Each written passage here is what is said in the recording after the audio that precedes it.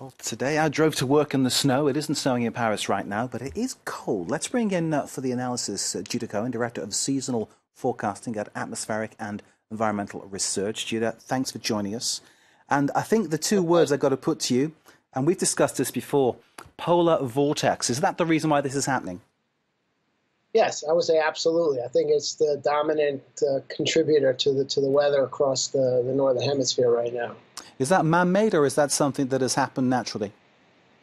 Well, it's a natural phenomenon. I do think that climate change and maybe humans' contribution to climate change is making disruptions in the polar vortex, which is kind of nicely introduced, nicely explained in your introduction.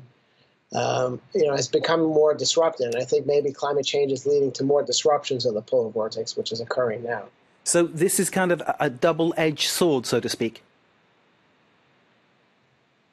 Well, I think, it's surprisingly, right? I mean, one thing that people expected is to be a lot less wintry type weather, less cold air outbreaks, less snowfall, with a warmer climate. And I think, on both sides of the Atlantic, there's been kind of this surprise or rude awakening that, winters are kind of stubbornly hanging on.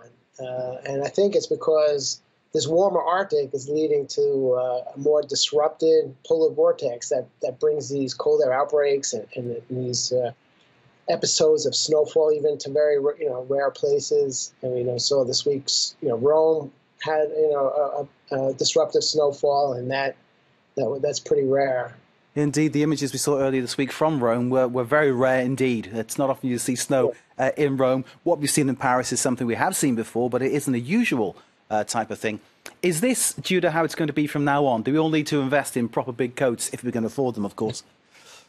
Yeah, I would say, right. I mean, winter, has always been a part of the countries that are, getting the cold and the snow now. So I don't think it's terribly unusual, but and I think it will continue. I think that, again, winter is going to kind of hang on longer than we had expected or projected maybe 20 years ago. So maybe people were expecting here in the mid-latitudes, so that includes France and England and the eastern U.S., maybe thought that winters would turn much milder. And there have been these opinion pieces saying that snowfall will disappear. We'll never, places like New York won't see snow anymore in the winter. I mean, I think that was premature, kind of an obituary on winter. So I'd say, yeah. So I would certainly suggest that people that are planning, that have to plan for winter weather, not to put away the shovels or the salt.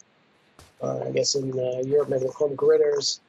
Just yet, or the heavy coats, like you said. Indeed, the big implications for those who are planning to keep the roads clear. It's one of those things, isn't it? And that costs money. Judah Cohen, thank you very much indeed for joining us and sharing your analysis with us. We always appreciate it. Judah Cohen, who is the Director of Seasonal Forecasting at Atmospheric and Environmental Research. It's the polar vortex and it's global warming working together, apparently, but we can look forward to, because I like cold weather, some more snow in years to come.